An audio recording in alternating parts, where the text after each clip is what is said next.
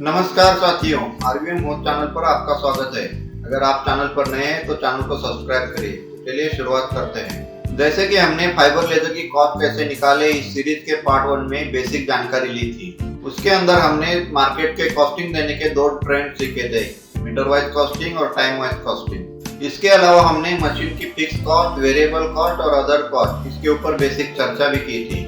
तो आज के इस पार्ट 2 के अंदर हम देखेंगे मशीन की फिक्स कॉस्ट कैसे कैलकुलेट की जाती है, क्या क्या पैरामीटर्स उसके अंदर है, और साथ ही में एक एक्सेल शीट के अंदर इसका कैलकुलेशन भी करते रहेंगे तो आपको समझने में आसानी हो। इस वीडियो को अंत तक देखना जरूरी है ताकि आपको पूरा वीडियो या पूरी मशीन की फिक्स कॉस्ट कैसे निकाली जाती है, पर आवर कॉस्ट कैसे निकाली जाती है, उसकी ब्रीफली जानकारी मिले। तो चलिए शुरुआत करते हैं। तो सबसे पहला पैरामीटर है टोटल कैपिटल इन्वेस्टमेंट, TCI। ये शॉर्टकट याद रखना, हमें आगे इसका यूज होने वाला है। तो टोटल कैपिटल इन्वेस्टमेंट के अंदर क्या क्या आता है, जैसे कि आपकी लेदर मशीन हो गई, उसके बाद आपका मशीन को लगने वाला एयर कंप्रेसर हो गया, UPS प्लस बैटरीज हो गई, जैसे आपका गैस बैंक या जो भी आपको गैस के लिए एसेसरीज लगाते हो, वो सब आपका इन्वेस्टमेंट के अंदर ही कैलकुलेट हो जाएगा। साइड में आप देख रहे हो कि हमने एक एक्सेल शीट ली है, उसके अंदर हमने टोटल कैपिटल इन्वेस्टमेंट जो है 1.5 CR इंडियन रुपीज में लिया है। अगर आपकी करेंसी अलग है तो आप उस करेंसी के अंदर आप अलग से ले सकते हो। अब इसका दूसरा पैरामीटर है मशीन लाइफ या डेप्रिसिएशन टाइम। जैसे कि मान के चलो जो भी मैन्युफैक्चरर से आपने मशीन परचेज की है, लेदर मशीन परचेज की है, वो एक लाइफ अपनी मशीन की लाइफ डिसाइड करता है, मेरी मशीन 5 साल या 10 साल तक चलेगी। इसका मतलब ये है कि वो आपको स्पेयर पार्ट या सर्विस सपोर्ट जो भी है 5 साल या 10 साल तक दे पाएगा। इसका दूसरा मीनिंग ये भी है कि आपका 5 साल या 10 साल के बाद आपकी मशीन की जो एवरेज मेंटेनेंस कॉस्ट है वो बढ़ जाएगी या क्रिटिकल ब्रेकडाउन आना स्टार्ट हो जाएगा। तो इस कंडीशन में हमने डेप्रिसिएशन टाइम 5 साल ले लिया है। अभी चलते हैं नेक्स्ट पैरामीटर के ऊपर। नेक्स्ट पैरामीटर है रेसिडुअल वैल्यू। अभी रेसिडुअल वैल्यू क्या होती है? रेसिडुअल वैल्यू मीन्स आपका वैल्यूएशन 5 साल या 10 साल आपने जो भी लाइफ लिया है, मशीन का डेप्रिसिएशन टाइम लिया है 5 साल, मान के चलो आपने 5 साल लिया है, 5 साल के बाद आपका वैल्यू मशीन का वैल्यूएशन कितना हो जाएगा? मे बी हार्डली 15 to 20% आपका वैल्यूएशन। अगर आप उस मशीन को या उस एसेट को आप स्क्रैप में भी बेचने जाओगे तो भी आपको 15% के आसपास ही आपको वैल्यू मिलेगा। तो रेसिडुअल वैल्यू कैसे कैलकुलेट करना है? सिंपली आप जो भी आपका टोटल एसेट्स या टोटल कैपिटल इन्वेस्टमेंट है उसको मल्टीप्लाई करो 15% से, जो भी आपकी रेसिडुअल वैल्यू आपने पकड़ी है। फोर्थ नंबर का पैरामीटर है लोन इंटरेस्ट कॉस्ट, LIC। जो भी आपने कैपिटल इन्वेस्टमेंट किया है उसके लिए अगर आपने लोन लिया है तो ये पैरामीटर वैलिड रहेगा। कोई भी बैंक आपके एसेट वैल्यू के ऊपर 100% लोन नहीं देती। इस कंडीशन में हमने यहाँ पर 60% लोन अमाउंट लिया है। इसके लिए हमने 60% लोन अमाउंट लिया है और इंटरेस्ट रेट जो है 5% से हमने कैलकुलेशन किया है। मे भी हो सकता है आपके कंडीशन में आपका लोन इंटरेस्ट जो भी है मे बी 5%, 10%, 8%, जो भी अलग अलग बैंक के हिसाब से अलग अलग रेट हो सकता है। लोन इंटरेस्ट कॉस्ट जो है हमने पर ईयर के हिसाब से ली है। 5 नंबर का पैरामीटर है इंश्योरेंस कॉस्ट। अब ये इंश्योरेंस अलग अलग इंश्योरेंस कंपनी के ऊपर डिपेंड है। 0.5% से लेके 1.5% तक भी ये इंश्योरेंस आपको प्रोवाइड करते हैं। इस कैलकुलेशन के अंदर हमने 1.2% इंश्योरेंस की कॉस्ट ली है, जो कि कैपिटल इन्वेस्टमेंट के ऊपर 1.2% है। 6 नंबर का पैरामीटर है work days and operating hours.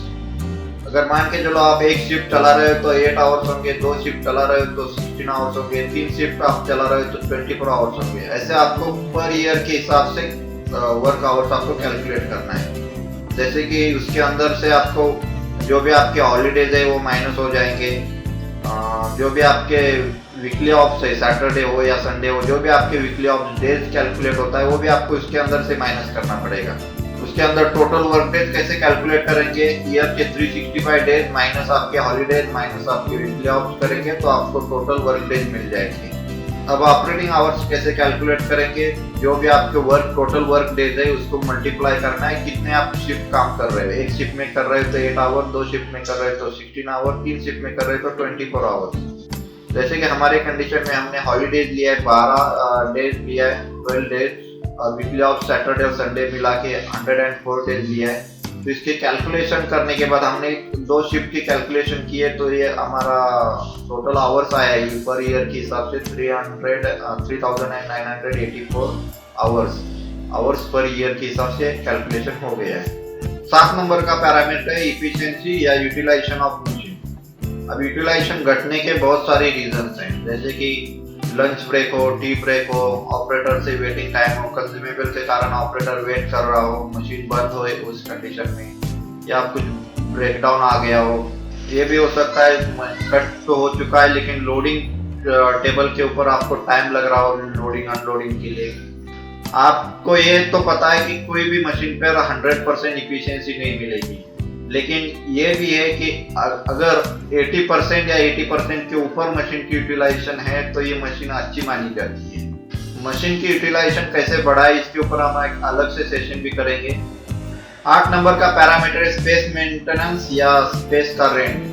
जिस जगह पे आपने मशीन लगाई है वो जगह अगर आपकी खुद की है तो आपको उस जगह का मेंटेनेंस आपको ऐड करना पड़ेगा। मेंटेनेंस पर ईयर के हिसाब से कॉस्ट ऐड करनी पड़ेगी। अगर वो जगह आपने रेंटेड पे लिए तो आपको पर ईयर के हिसाब से रेंट ऐड करना पड़ेगा। अब जगह की कैलकुलेशन कैसी हो जाएगी, मान के चलो आपके पास 200 स्क्वायर मीटर का एरिया है, लेकिन उतना जगह तो मशीन को नहीं लगेगा। मशीन का जो स्पेस है उसके अंदर क्या क्या कैलकुलेशन में आएगा, जैसे कि आपका शीट का स्टोरेज हो, लोडिंग अनलोडिंग एरिया हो, जो भी आपका स्केलेटन बच रहा है या स्क्रैप जो भी जहाँ पर भी रख रहे हैं उसका जगह हो, ये सब मिलके आपको स्पेस कैलकुलेशन करना पड़ेगा। तो हमारे कंडीशन में हमने रेंट ऐड किया है। रेंट के लिए हमने 100 स्क्वायर मीटर का एरिया लिया है और पर स्क्वायर मीटर की कॉस्ट हमने 50 रुपये दी है। ये फॉर एग्जांपल के लिए हमने 50 रुपीज का रेट लिया है। ये भी हो सकता है आपके कंडीशन में 100 पर स्क्वायर मीटर का रेट हो या उससे भी ज्यादा हो। 9 नंबर का पैरामीटर है सर्विस मेंटेनेंस कॉस्ट। इसके अंदर 2 पैरामीटर इंक्लूड है, एक तो ब्रेकडाउन सर्विस कॉस्ट और क्रिटिकल स्पेयर कॉस्ट।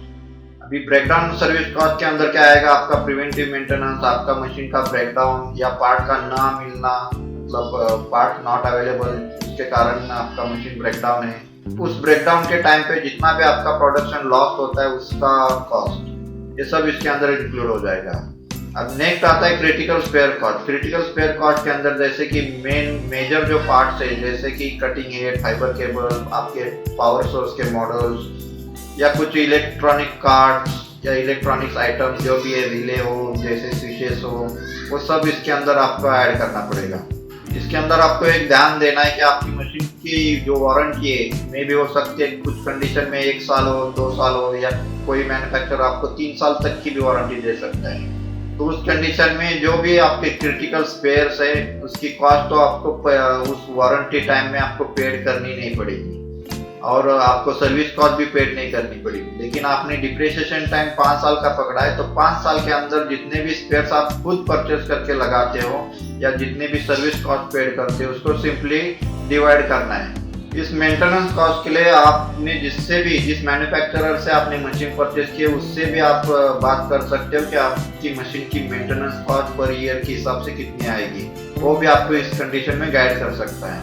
हमने यहाँ पर मशीन की 5 साल की मेंटेनेंस कॉस्ट ली है और उसको डिवाइड बाय 5 साल से किया है और जो भी वैल्यू आया है उसको हमने यहाँ पर लिखा है। हमने वैल्यू लिया है 4.5 लाख रुपीज पर ईयर के हिसाब से। अब हमारे सारे पैरामीटर्स कंप्लीट हो चुके हैं। अब हम देखते हैं मशीन कॉस्ट का फॉर्मूला क्या है, मशीन फिक्स कॉस्ट का फॉर्मूला। इस फॉर्मूला के अंदर हमने शॉर्टकट्स यूज किए हैं, जैसे कि यहाँ पर लिखा है TCI यानी कि total capital investment minus RC means residual value, उसको डिवाइड करना है DT से, DT यानी डिप्रिसिएशन टाइम, प्लस LIC यानी loan interest cost, plus IC यानी इंश्योरेंस कॉस्ट, प्लस SRC यानी space rent cost, plus SMC मतलब सर्विस मेंटेनेंस कॉस्ट। अब इन सबको डिवाइड करना है आपके मशीन की इफिशियंसी से, जो कि हमने 80% लिया था। तो इसके साथ में आपको पर ईयर की कॉस्ट मिल जाएगी। तो अब देखते हैं मशीन की पर आवर की कॉस्ट कैसे कैलकुलेट करना है। तो आपके पास पर ईयर की कॉस्टिंग आ चुकी है, तो पर ईयर की कॉस्टिंग को सिंपली डिवाइड करना है आपके ऑपरेटिंग आवर्स, जो कि हमने कैलकुलेट किया था 3984। आपके कंडीशन में आपके ऑपरेटिंग आवर्स अलग हो सकते हैं। फाइबर लेजर की कॉस्ट कैसे निकाले, इस सीरीज का पार्ट 3 हम जल्दी लेके आएंगे। उस पार्ट के अंदर हम वेरिएबल कॉस्ट कैसे निकाली जाती है, वेरिएबल कॉस्ट यानी कि हर थिकनेस के हिसाब से जो भी आपकी पर मीटर की कॉस्ट या पर मिनट की कॉस्ट या जो भी आपका गैस कंजम्पशन हो, इलेक्ट्रिक कंजम्पशन हो, ये कैसे निकाला जाता है उसके ऊपर हम डिटेल में वीडियो लेकर आने वाले हैं। तो फ्रेंड्स, वीडियो में दी गई जानकारी आपको कैसी लगी कमेंट करके बताना। अगर वीडियो अच्छा लगा हो तो आप एक लाइक करना, वीडियो को शेयर करना, और अगर चैनल पर नए हैं तो चैनल को सब्सक्राइब करना मत भूलना। इस वीडियो की जो भी कंटेंट है वो हम आपको प्रोवाइड करा देंगे, और इसकी ये जो हमने एक्सेल शीट बनाई है इसकी भी लिंक हम डिस्क्रिप्शन में रखेंगे, वहाँ से आप डाउनलोड कर सकते हैं। धन्यवाद।